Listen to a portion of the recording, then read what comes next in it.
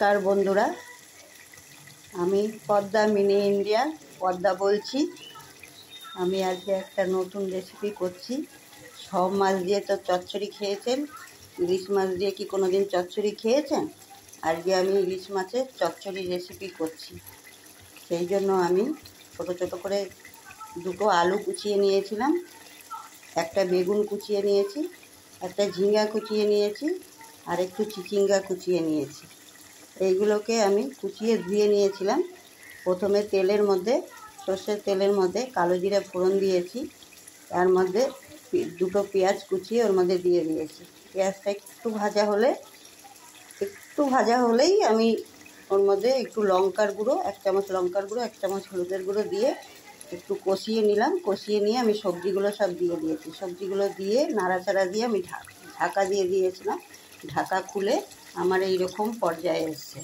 আমার এই সবজিগুলো এখন সব গলে গেছে, কেন ঝিঙ্গা, বেগুন, চিচিঙ্গা সব দিয়ে জল বেরিয়েছে, আলুগুলোও গলে গেছে। আমি এর মধ্যে এখন জল দিয়ে মাছগুলো দিয়ে দেবো, ইলিশ মাছ। দেখুন, আমি এর মধ্যে জল দিয়ে দিয়েছি। ইলিশ মাছের চচ্চড়িটা একটু মাখা মাখা, বেশি শুকনো করব না, একটু ঝোল ঝোল, একটু মাখা মাখা থাকবে, তাহলে খেতে ভালো লাগবে। ভাত দিয়ে মাখিয়ে খেতে, রুটি দিয়ে খেতে ভালো লাগবে।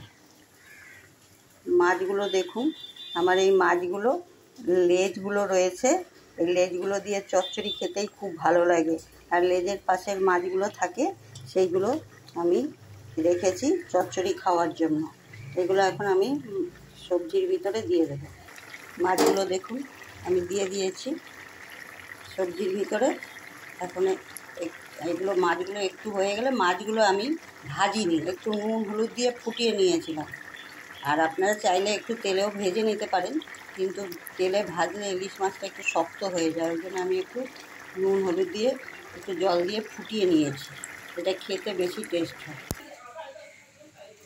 দেখুন আমার ইলিশ মাছের চচ্চড়ি রেসিপিটা কেমন হয়েছে। এইভাবে একবার বানিয়ে খেয়ে দেখবেন ইলিশ মাছের চচ্চড়ি। সব মাছেরই তো চচ্চড়ি খাওয়া হয়, ইলিশ মাছের কোনো দিন চচ্চড়ি খেয়েছেন কিনা অনেকেই হয়তো জানেন না, আবার অনেকে জানে না, কিন্তু একবার ট্রাই করে দেখবেন।